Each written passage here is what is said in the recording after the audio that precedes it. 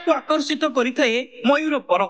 କେବଳ ଫ୍ରେମ କରି ଲଗାଇ ଦିଅନ୍ତୁ ଘରେ, ଏହି ସ୍ଥାନରେ ରଖିଲେ ମିଳିବ ଚମତ୍କାର ଫଳ।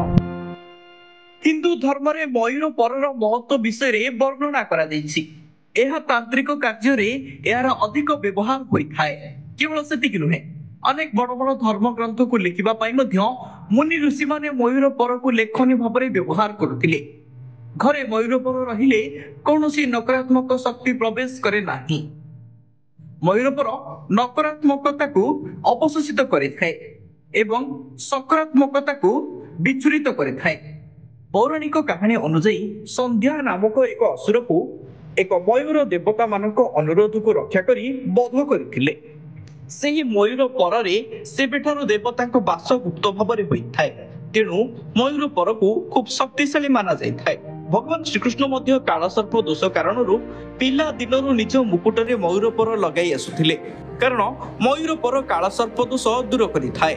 ବୌଦ୍ଧ ଧର୍ମରେ ମଧ୍ୟ ମୟୂର ପରର ଅନେକ ବିଶେଷ ମହତ୍ଵ ରହିଛି। ଗ୍ରୀସର ଲୋକେ ମୟୂର ପରକୁ ସ୍ୱର୍ଗ ସହିତ ତୁଳନା କରନ୍ତି।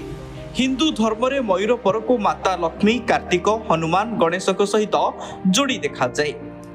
ଘରେ ବଇଁଶୀ ସହିତ ମୟୂର ପର ରଖିଲେ ପରିବାରରେ ସମସ୍ତଙ୍କ ମଧ୍ୟରେ ଭଲ ସମ୍ପର୍କ ରହେ ଏବଂ ସୁଖ ସମୃଦ୍ଧି ମଧ୍ୟ ଆସିଥାଏ।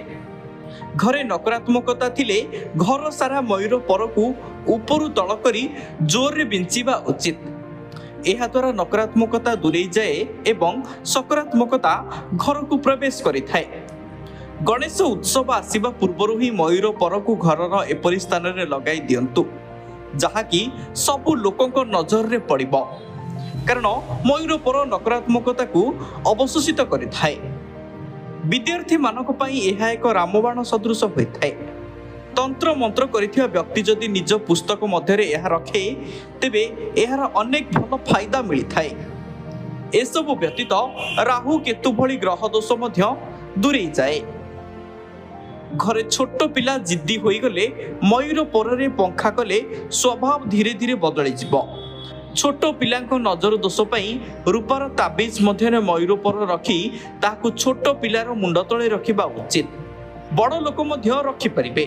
ପାଠ ପଢ଼ାରେ ଦୁର୍ବଳ ଥିବା ପିଲାର ପଢ଼ାଘରେ ପ୍ରଥମେ ମୟୂର ପର ଲଗାନ୍ତୁ, କିମ୍ବା ଯେଉଁ ବିଷୟରେ ସେ ଦୁର୍ବଳ ସେହି ବିଷୟ ବହି ମଧ୍ୟରେ ମୟୂର ପର ରଖିଦିଅନ୍ତୁ।